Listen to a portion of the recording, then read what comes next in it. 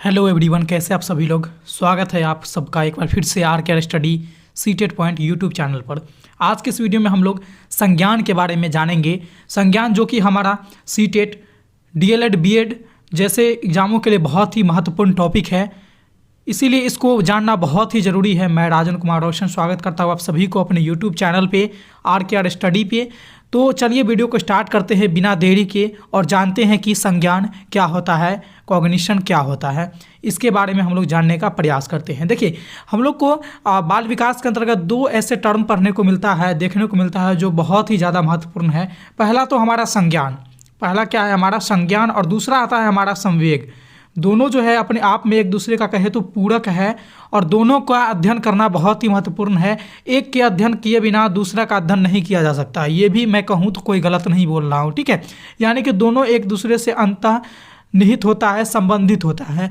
तो इस वीडियो में हम लोग जो है आपको संज्ञान के बारे में बताऊंगा, और आपने अगर संवेग के बारे में नहीं जाना है अभी तक और मेरे वीडियो को नहीं देखा है तो मैं उसका लिंक अपने इस वीडियो के डिस्क्रिप्शन बॉक्स में डाल दिया हूँ, और साथ ही साथ आई बटन पे मैं उसका लिंक यहाँ पर दे दिया हूँ। आप यहाँ पे जा करके चेक करके संवेग के बारे में भी अध्ययन कर लीजिएगा, तब जा करके दोनों टॉपिक आपका पूरा अच्छे से क्लियर हो जाएगी। फिलहाल हम लोग चलते हैं संज्ञान की तरफ और जानते हैं कि संज्ञान क्या होता है। तो देखिए, मनोवैज्ञानिक का मानना है कि संज्ञान का अर्थ समझ अथवा ज्ञान से होता है। यानी हमारे कोई भी बालक है जो भी चीज़ को सोचता है, समझता है, जो भी ज्ञान को अर्जित करता है, वो सारे के सारे संज्ञान के अंतर्गत आते हैं। साधारण शब्दों में अगर हम कहें तो मस्तिष्क जो है, हमारा मस्तिष्क, ह्यूमन का जो मस्तिष्क है वो संज्ञान में काफ़ी महत्वपूर्ण होता है। यानी हम जो मस्तिष्क से जो भी क्रिया करते हैं वो सारे के सारे संज्ञान के अंतर्गत आते हैं।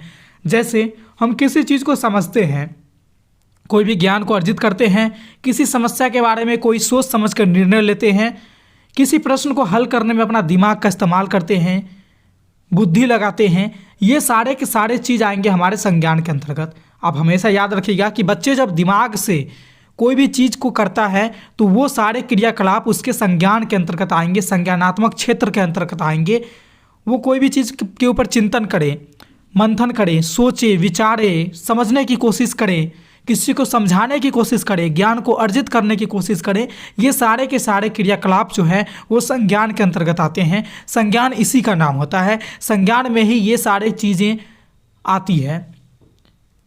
आगे अगर हम लोग बात करें तो शिक्षण की प्रक्रिया में अधिगम का मुख्य केंद्र संज्ञानात्मक क्षेत्र होता है, जो कि आप सभी ने पहले से ही जान रखा होंगे कि शिक्षण की जो प्रक्रिया होती है उसमें संज्ञानात्मक क्षेत्र सबसे महत्वपूर्ण होता है। और संज्ञानात्मक क्षेत्र किसको बोलेंगे? जिसमें संज्ञान से जुड़े सारे क्रियाकलाप होते हैं वही आते हैं हमारे संज्ञानात्मक क्षेत्र।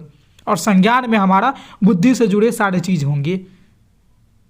समझ पा रहे होंगे, मैं उम्मीद कर रहा हूँ। तो संज्ञानात्मक क्षेत्र जो है यह शिक्षण की प्रक्रिया में अधिगम के लिए सबसे महत्वपूर्ण क्षेत्र होता है। और इस क्षेत्र में अधिगम उन मानसिक क्रियाओं से जुड़ा होता है जिनमें पर्यावरण से सूचना को प्राप्त की जाती है, और जब पर्यावरण से सूचना को प्राप्त कर ली जाती है तो इस प्रकार के क्षेत्र में अनेक क्रियाएं होती है संज्ञानात्मक क्षेत्र में, और जो सूचना प्राप्ति के प्रारंभ होकर के शिक्षार्थी के मस्तिष्क तक चलती रहती है। हमने पहले ही बताया है कि यह जो प्रक्रिया है इसमें जो भी क्रियाकलाप होगी विद्यार्थी के मस्तिष्क से जुड़े रहेंगे, उसके दिमाग से जुड़े रहेंगे, ठीक है। उसी का क्षेत्र होता है संज्ञानात्मक क्षेत्र, और उसी में आते हैं हमारा संज्ञान। और संज्ञान में दिमागी सारे क्रियाकलाप सम्मिलित रहते हैं। यह सूचना देखने या सुनने के रूप में हो सकती है। संज्ञानात्मक ढंग से जब बच्चे कोई चीज़ों को सोचेगा, समझने की कोशिश करेगा तो वह दो प्रकार से करेगा, या तो वो देख करके सीखने का कोशिश करेगा या सुन करके, देख करके या फिर सुन करके, और दोनों में उसके संज्ञान का काम पड़ता है। संज्ञान दोनों में जो संज्ञानात्मक क्षेत्र जो है वो दोनों यहाँ पर एक्टिव रहते हैं, सुनने में भी और देखने में भी। और यह सूचना को सुन करके या देख करके ही एकत्रित करेगा, अपने दिमाग में स्टोर करेगा। जैसे कोई बालक देख लीजिए, यहाँ पर तस्वीर में आपके सामने है कि कोई बालक, यहाँ पर इस तस्वीर से स्पष्ट हो रहा है कि कुछ चीज़ के बारे में वो सोच रहा है।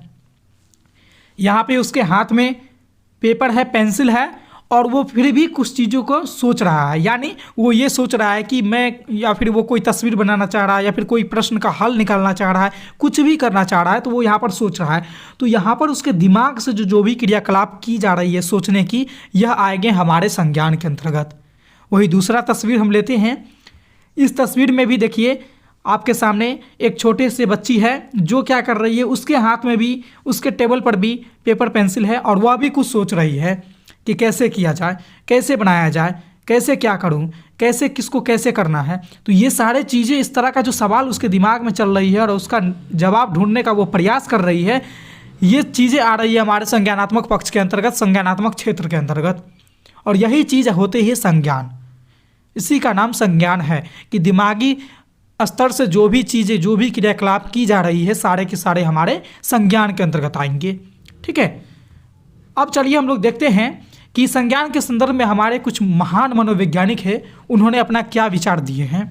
जिनमें से सबसे पहले आते हैं हमारे स्टार्ट के अनुसार, वे कहते हैं कि संज्ञानात्मक संरचना बाहरी वातावरण में विचारपूर्वक, प्रभावपूर्ण ढंग से तथा सुविधा के अनुसार कार्य करने की क्षमता होती है।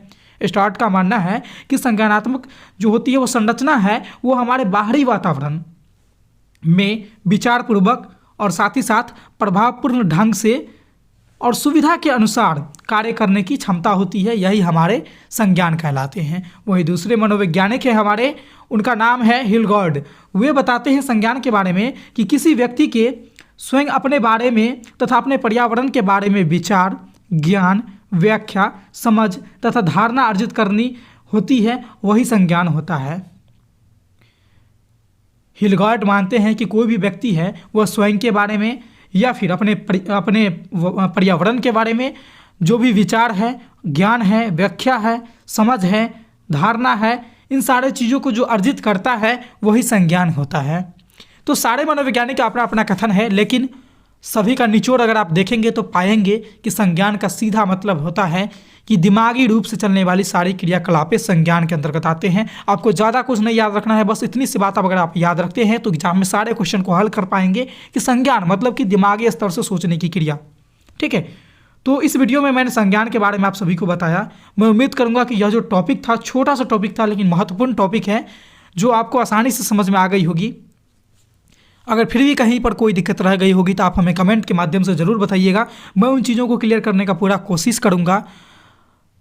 इस वीडियो में इतना ही था, फिर मिलते हैं अगले वीडियो में नए टॉपिक के साथ। तब तक के लिए देखते रहिए हमारे channel RKR study CTET point YouTube channel को।